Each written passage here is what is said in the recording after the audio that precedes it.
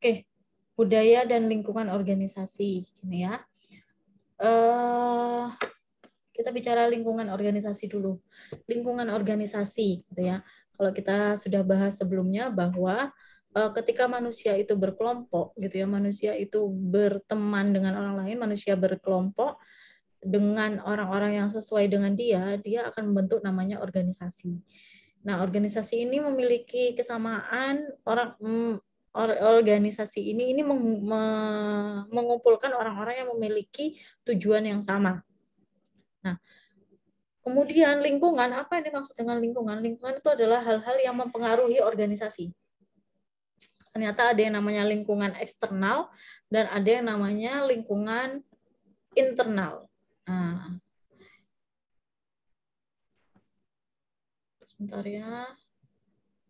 Saya cari materinya.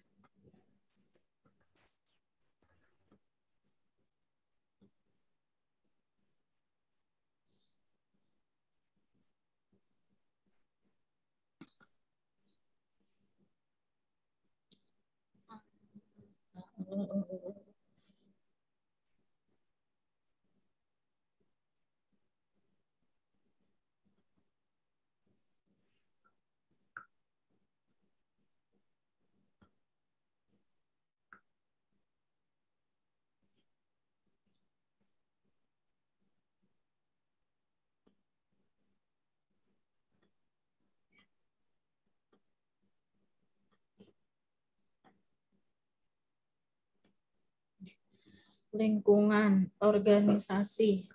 Lingkungan itu adalah segala sesuatu yang mempengaruhi aktivitas bisnis atau aktivitas dari organisasinya. Nah, lingkungan ini dibagi jadi dua, lingkungan internal dan lingkungan eksternal. Kalau lingkungan internal itu bicara tentang ini ya, resource atau bahan baku, ketersediaan bahan baku bagi perusahaan, kemudian capability atau kemampuan perusahaan dalam memenuhi hak karyawan. Core competencies itu adalah kemampuan perusahaan untuk bersaing dengan pesaing. Jadi ketika perusahaan itu tidak memiliki kemampuan untuk memenuhi kebutuhan karyawan ini memenuhi hak karyawan, itu berarti perusahaan tidak punya kemampuan gitu ya. Perusahaan tidak punya kemampuan dan akan sangat mungkin ditinggalkan oleh karyawannya. Ya, buat apa saya kerja di sini kalau saya itu nggak dapat yang saya cari? Buat apa saya kerja di sini kalau saya nggak ngerasa nyaman? Buat apa saya kerja di sini kalau saya nggak digaji misalnya? Nah, itu gaji kan kebutuhan haknya karyawan gitu ya. Nah, itu capability. Kemudian resource. Resource itu bahan baku. Kalau perusahaan tidak bisa mendapatkan bahan bakunya gitu ya, ya dia nggak akan bertahan gitu. Atau kalian lihat ada organisasi tapi nggak punya anggota baru, lama-lama ya organisasinya mati, nggak ada regenerasi. Kemudian core competencies itu berarti kemampuan untuk bersaing. Kemampuan untuk bersaing berarti hal yang menjadi keunggulan dari organisasi tersebut. Organisasi tersebut tidak punya nilai yang berbeda tidak punya hal yang menjadi keunggulan, tidak punya sama aja gitu loh sama yang lain. Ya buat apa kita tetap di organisasi tersebut? Buat apa tetap kerja di situ? Nggak ada bedanya sama tempat yang lain gitu. Itu ya. Nah, kemudian kalau lingkungan eksternal, nah itu berarti adalah faktor-faktor yang mempengaruhi kegiatan organisasi tapi berada di luar organisasi. Seperti apa lingkungan eksternal itu? Ada lingkungan eksternal mikro dan lingkungan eksternal makro. Yang mikro itu ada pesaing. Pesaing itu di luar dari organisasi.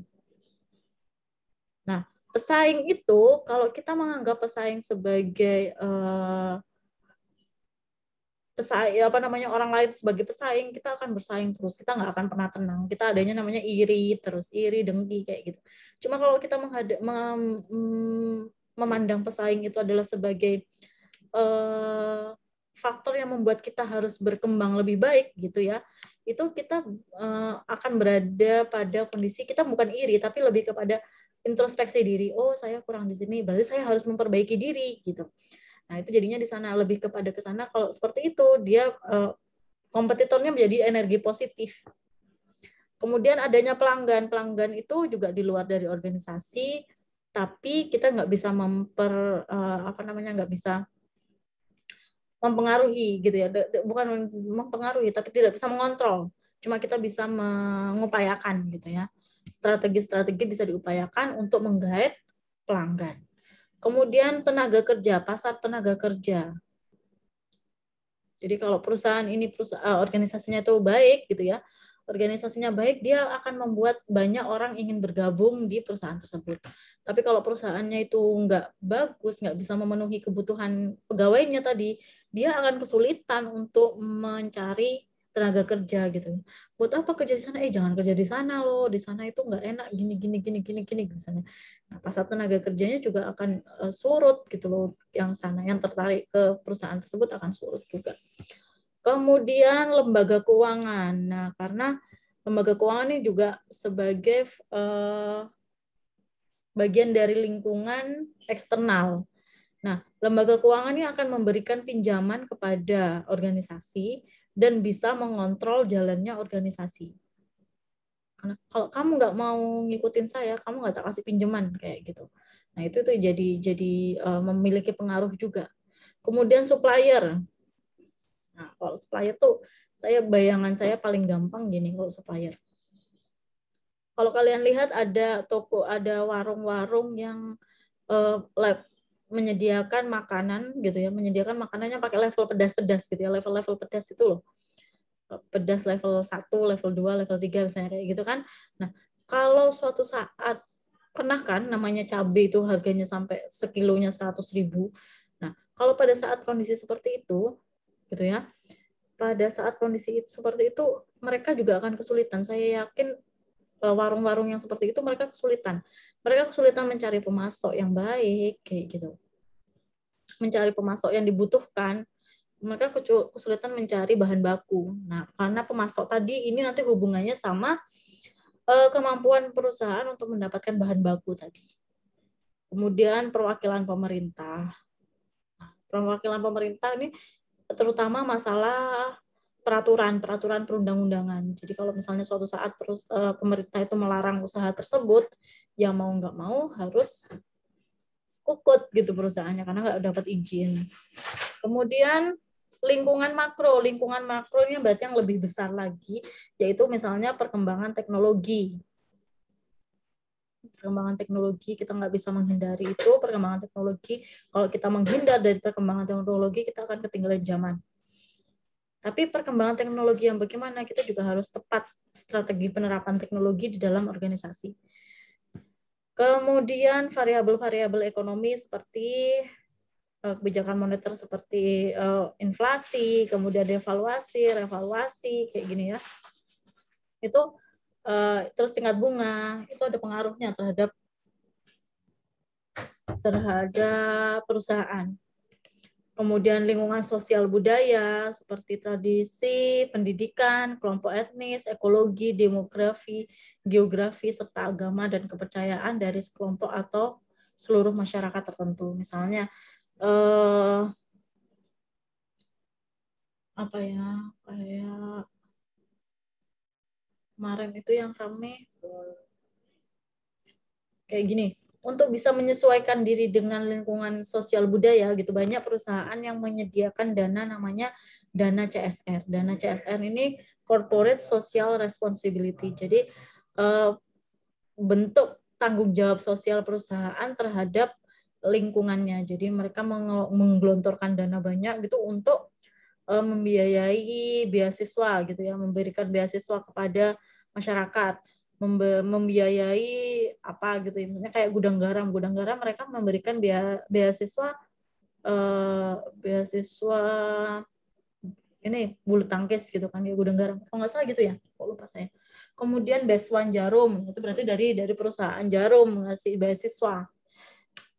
Terus kegiatan agama gitu juga kadang mereka memberikan dana tertentu. Kemudian politik hukum. Nah, kemudian misalnya politik hukum ini, misalnya pemerintah kita gitu ya melarang penggunaan internet dalam melarang penggunaan internet dalam kayak gini dah. Kemarin dulu tuh Netflix kan sempat dilarang di Indonesia ya, karena dianggap kontennya itu tidak sesuai dengan budaya kita gitu ya. Akhirnya pemerintah memberikan larangan Netflix itu di Indonesia gitu. Kemarin ternyata Netflix mampu memenuhi persyaratan itu gitu. Akhirnya Netflix boleh masuk. Nah, sesuai dengan variabel hukum dan politik. Jadi kayak beberapa kontennya Netflix tuh nggak bisa diakses oleh warga Indonesia karena kesepakatannya itu. Kemudian dimensi internasional itu juga memiliki pengaruh terhadap organisasi. Nah, itu lingkungan. Kemudian saya kembali ke sini.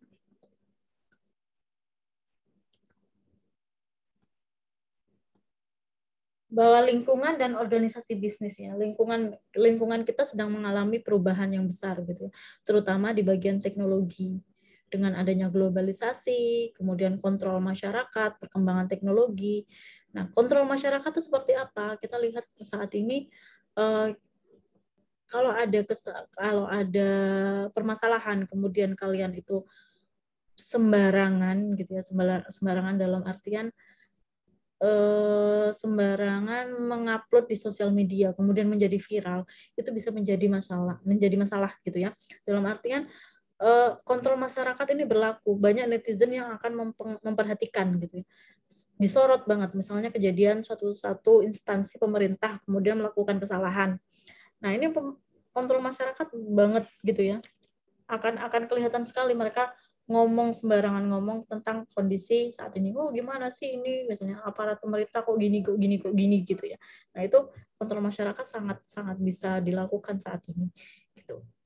Nah, tapi ketika instansi tersebut nggak terima gitu ya, ternyata apa yang disampaikan di dalam konten yang kalian upload di dalam sosial media itu tidak tepat gitu ya, tidak benar gitu, kemudian mereka mampu menunjukkan buktinya, kalian jadi kena UU ITE nanti, pencemaran nama baik. Nah, walaupun yang awalnya niatnya adalah kontrol masyarakat, tapi jadinya malah malah menghancurkan diri. Kayak kemarin contohnya ada satu orang, dia itu menerima gaji, ada perlakuan tidak adil gitu ya. Dia itu bekerja di sebuah supermarket, kemudian dia menerima gaji, tapi potongannya terlalu banyak. Katanya kalau nggak masuk dipotong sekian, terlambat dipotongnya banyak juga. Padahal dia itu izinnya itu izin sakit gitu loh. Nah, akhirnya dia upload gitu, gimana sih kok kerja di sini udah potongannya banyak banget gitu. Nah, dia awalnya seperti itu, ternyata banyak orang yang memviralkan itu, yang menanggapi itu gitu ya, ngomongin. Terus di situ jelas bahwa supermarket yang tempat dia bekerja itu jelas namanya di situ, di slip gajinya. Nah, kemudian perusahaan ini nggak terima gitu loh. Kamu kan kan sudah menandatangani kontrak gini bahwa kamu akan bersedia dipotong gajinya kalau terlambat gini. Nah, kesalahannya dia adalah dia tidak membaca kontraknya gitu, kontrak kerjanya, sehingga memang benar terjadi kontrol masyarakat, tapi ternyata dia juga salah gitu loh. Dia tidak mencermati kontrak kerjanya, perusahaannya bisa menghukum dia gitu. Jadi dia sudah dipecat, kemudian dia harus membayar beberapa ganti rugi untuk pencemaran nama baiknya itu. Nah, gini, sehingga kontrol masyarakat terhadap pelaksanaan kegiatan perusahaan, sehingga manajer perusahaan tidak dapat membuat kebijakan tanpa memperhatikan masyarakat. Oleh sebab itu, dalam menjalankan kegiatan, perlu adanya keselarasan antara budaya organisasi, kompetensi yang dimiliki oleh perusahaan, dengan lingkungan yang ada di sekitar perusahaan tersebut. Karena masyarakat kan nyorot banget. Dan kalau sudah dimasuk dalam berita, dalam sosial media hal-hal yang negatif, itu perlu agak susah untuk menyembuhkan sakit hatinya masyarakat kan kayak gitu. Oke, sampai sini bisa dipahami? Bisa, Bu. Oke, selanjutnya budaya organisasi.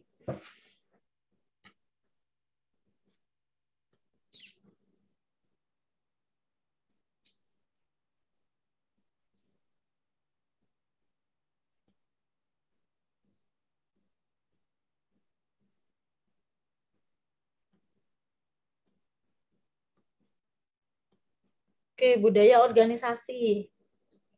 Budaya itu dipahami sebagai nilai-nilai, prinsip, tradisi, dan cara bekerja yang dianut bersama oleh para anggota organisasi yang pada akhirnya mempengaruhi cara mereka bertindak. Sebagai contoh seperti ini. Kalau kalian lihat ada paling gampang bank ya, misalnya bank kan ada bank yang bank syariah, ada bank konvensional. Nah, karena bank syariah ini budayanya yang dipakai itu adalah budaya-budaya Islam gitu ya, nilai-nilai Islam, tradisi Islam, sehingga mereka akan menggunakan pakaian yang menyerupai itu gitu ya. Pakaian yang sesuai dengan nilai-nilai tersebut. Oke, satu pakaiannya. Kemudian cara bekerjanya mereka juga harus sesuai itu, misalnya dengan mengucapkan salam gitu ya. Kemudian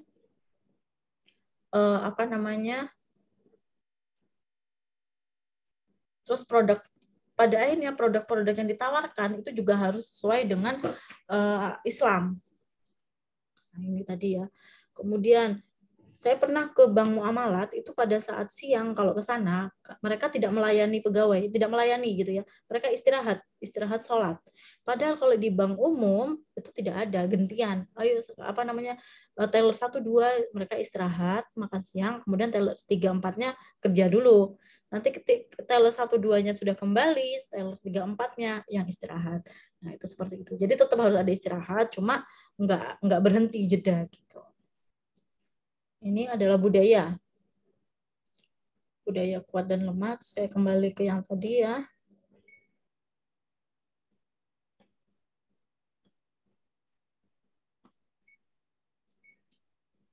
Nah, budaya organisasi dan kegiatan bisnis suatu perusahaan tidak hanya mengenai bagaimana sebuah organisasi bisnis menjalankan kesehariannya, tapi juga bagaimana kinerja yang dicapai organisasi tersebut. Jadi bukan hanya yang ditampilkan di luar, tapi juga yang di dalamnya. Gitu ya. Jangan sampai kalau kalian misalnya bawa nama Islam gitu ya, bawa nama Islam, iya benar pakai kerudung gitu ya, iya benar pakai baju muslim, tapi di belakangnya tetap mencuri misalnya. Ya nggak boleh kayak gitu, berarti masih belum ada budaya-budayanya belum merasuk gitu. Sehingga sebuah budaya dalam sebuah perusahaan harus dikembangkan untuk memberikan kenyamanan karyawan dalam bekerja. Contohnya, perusahaan Levi Strauss. Levi Strauss itu Levi's itu loh, kalau kalian bingung. Perusahaan Levi's memiliki kunci suksesnya dalam menjalankan perusahaan, yaitu dengan adanya budaya yang telah dibangun selama kurang lebih 68 tahun, yang membuat karyawan merasa nyaman dan dalam bekerja. Jadi mereka punya budaya yang sudah dibangun lama. Jadi kalau bekerja di sana kalian tuh harus gini gitu. Misalnya seniornya bisa ngasih tahu. Oke. Nah, dampaknya adalah di etika. Nanti dulu dah, etika ini kayaknya minggu depan. Oke, sampai sini ada yang ingin ditanyakan?